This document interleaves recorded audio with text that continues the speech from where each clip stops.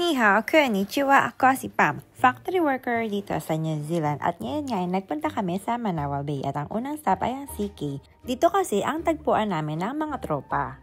Guys, hindi ako magpapabudol ngayong araw na ito.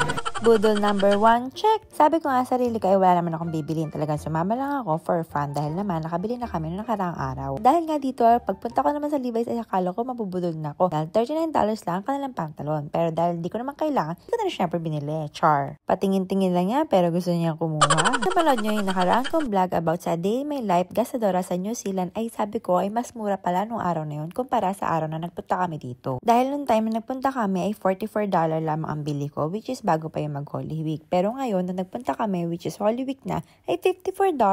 Hello! Budol check! Nabudol na naman si ate. Anyway, kapag ganitong sale, ay masarap mamili ng mga pampasalubong kung meron kang balak magbakasyon sa Pilipinas. Ano yung tinitek mo? Pinacheck ko yung booking niya, alas 3 ka. Ano? Hindi ka nalugi dyan. Magkano yan? Pinarkila pa yung books niya, 15 per hour. Kaya medyo mahal sa kanya, 150.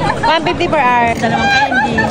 Libre. 5, hindi, may bayad. May bayad pa rin yan. $10 bawat sip-sip. Paano pag-package din siya? Kasama candy. 150, 170 na lang sa kanya. Ano? Ang booking niya, alas 3, ang pahinga lang niya, wash-wash. Tapos, book na tayo sa second booking, 345. Pagod na daw siya. Pagod ka na? Walang pagod. Pagod o ayaw mo pa? 345, 445, 6. Tapos na. Tatlo na mamaya. Akota ka na hanggang tatlo. Pagtapos nga namin magbardagulan ay nagpunta na kami dito para bumili ng mga pampasalubong na sapatos. Okay ka na? Hindi pa ako masyadong okay kasi yung babayad wala pa. Bila tayo, dami utang. At pagkatapos nga nito ay plano namin pumunta ng Under Armour or ng Nike. Pero tignan nyo naman guys, grabe sa haba ng pila. Ang blockbuster talaga, Nike, baka naman. Magaganda naman kasi talaga ang quality ng mga brand na ito. Kaya naman talaga pinipilahan ng sanlibutan. Ganon, sanlibutan. Ano bibili mo dito sa Adidas? Walang-wala, sapatos, bag, media, saka sunta. Lahat?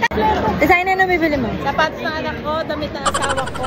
O diba, sang katerbang paa mga person. Octopus yarn. Budol na naman ng mga person. Best talaga sa pakiramdam kapag mag-iisa-isa ka na ng mga pamimili mo, lalo na para sa mga loved ones mo. Ito talaga yung the best feeling aside sa magbabagahe ka or kung uwi ka ng Pilipinas ay mabigyan mo ang bawat isa ng mga pasalubong. Siyempre, minsan lang to at isa rin sa dahilan kung bakit tayo nagtatrabaho ay para din mabigay ang mga gusto nila kahit sa ganitong paraan lamang. God bless everyone. Bye! Pag may sahod na sobrang saya, magmula nung nakuha na, kaso bigla kang mangangamba, ba't parang walang tira?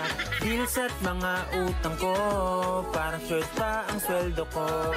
Tangina na buhay to, saglit lang ang pera ko.